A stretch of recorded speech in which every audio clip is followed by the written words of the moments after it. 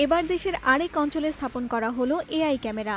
এই ক্যামেরা মহাসড়কে মালিকপক্ষ, শ্রমিক ফেডারেশন কিংবা পুলিশের নামে যে চাঁদাবাজি হয় তা এআই ক্যামেরা নজরদারি করবে, এমনটাই মন্তব্য করেছেন স্বরাষ্ট্রমন্ত্রী সালাউদ্দিন আহমদ।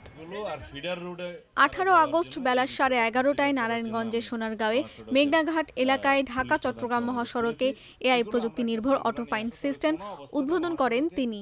এই ঢাকা চট্টগ্রাম মহাসড়কের এই ব্যবস্থা চালুর মধ্য দিয়ে কিছু ভুল ত্রুটি যদি ধরা পড়ে সেগুলো সংশোধন করে পর্যায়ক্রমে বাংলাদেশের সকল মহাসড়কে এই ব্যবস্থা চালু করব ইনশাআল্লাহ।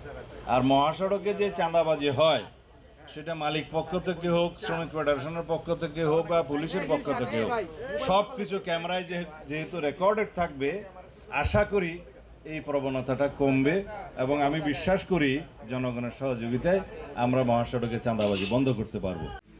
হাইওয়ে পুলিশের সূত্রে জানা গেছে, রাজধানীতে আধা স্বয়ংক্রিয় এআই ক্যামেরায় ট্রাফিক ব্যবস্থা নিয়ন্ত্রণ করা হলেও প্রথমবারের মতো ঢাকা চট্টগ্রাম মহাসড়কে সম্পূর্ণ স্বয়ংক্রিয় প্রযুক্তি এআই ক্যামেরা বসানো হয়েছে। এই প্রযুক্তির আওতায় নারায়ণগঞ্জের সিদ্ধিরগঞ্জের সাইনবোর্ড থেকে চট্টগ্রাম সিটি গেট পর্যন্ত 250 কিলোমিটার সড়ক নজরদারি করা হবে। এ লক্ষ্যে 1427টি ক্যামেরা বসানো হয়েছে। এ বিষয়ে স্বরাষ্ট্রমন্ত্রী বলেন, নির্ধারিত গতিসীমা লঙ্ঘন, ট্রাফিক আইন ভঙ্গ, উল্টো পথে চলাচল, ওভারটেকিং ও সাইন সিগন্যাল অমান্য করার মতো অপরাধ ক্যামেরার মাধ্যমে স্বয়ংক্রিয়ভাবে শনাক্ত হবে। এরপর স্বয়ংক্রিয়ভাবে জরিমানা আরোপ করে সেই তথ্য বিআরটি এর কাছে পাঠানো হবে।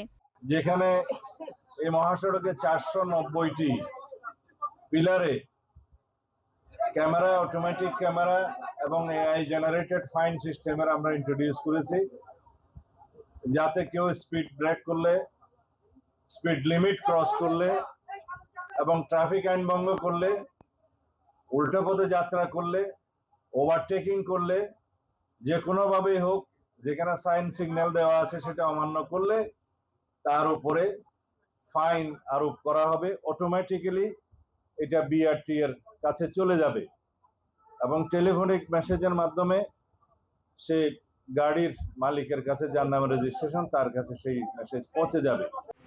এই প্রযুক্তি নির্ভর ব্যবস্থার মাধ্যমে মহাসড়কে সংঘটিত বিভিন্ন ট্রাফিক আইন লঙ্ঘনের ঘটনা দ্রুত শনাক্তকরণ, প্রয়োজনীয় তথ্য সংরক্ষণ এবং বিধি অনুযায়ী জরিমানা আদায়ের কার্যক্রম আরও দ্রুত, স্বচ্ছ, নির্ভুল ও কার্যকর করা সম্ভব হবে বলে মনে করছেন হাইওয়ে পুলিশ।